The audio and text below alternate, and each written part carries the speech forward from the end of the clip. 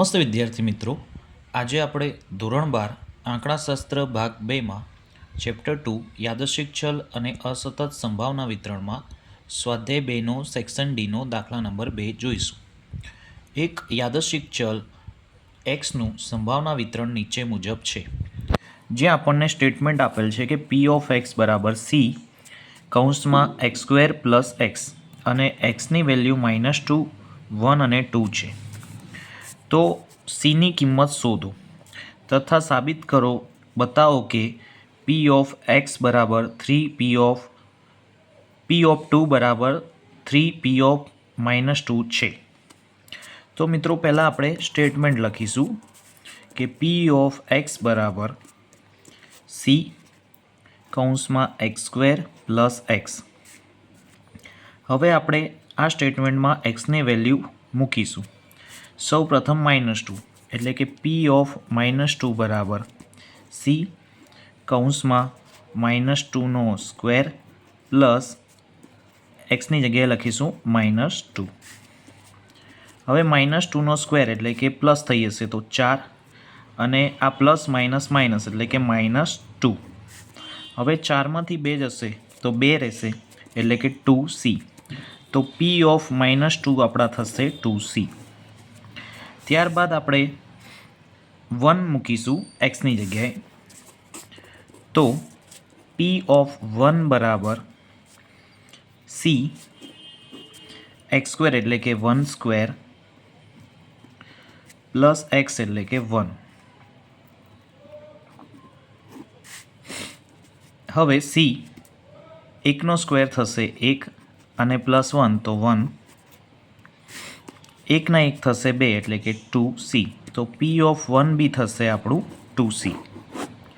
ત્યારબાદ આપણે એક્સની જગ્યાએ 2 મૂકીશું. તો પી of 2 is equal to C x square એટલે કે કૌંસમાં 2નો સ્ક્વેર પ્લસ એક્સ એટલે કે 2. હવે સી 2નો સ્ક્વેર થશે 4 અને 4 + 2 એટલે કે 6.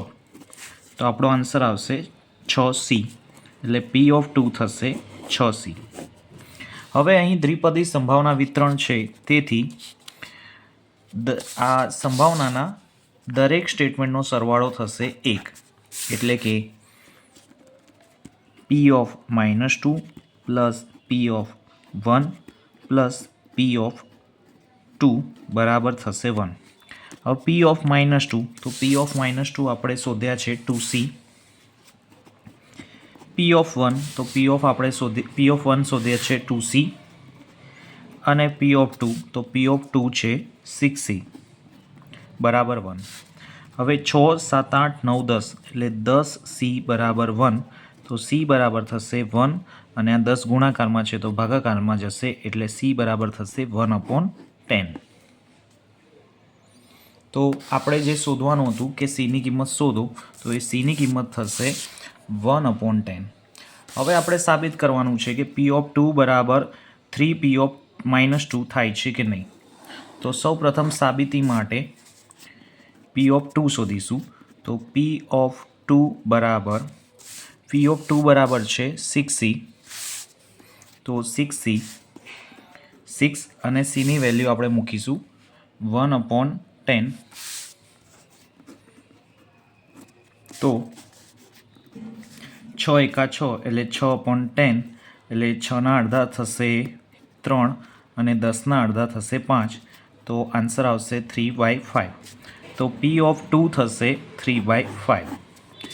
ત્યારબાદ આપણે 3 પી ઓફ -2 શોધવાના છે. તો 3 પી ઓફ -2 બરાબર 3 ઇન્ટુ પી ઓફ -2ની વેલ્યુ આપણે શોધેલ છે 2c એટલે કે 3 ઇન્ટુ 2 ઇન્ટુ સીની વેલ્યુ મૂકીશું 1/10. હવે 3 દુ 6 એકા 6 એટલે 6/10. 6ના અડધા થશે 3 અને 10ના અડધા થશે 5 એટલે કે 3/5. તો 3 પી ઓફ -2 પણ આપણા થશે 3/5. તેથી સાબિત થાય છે તેથી સાબિત થાય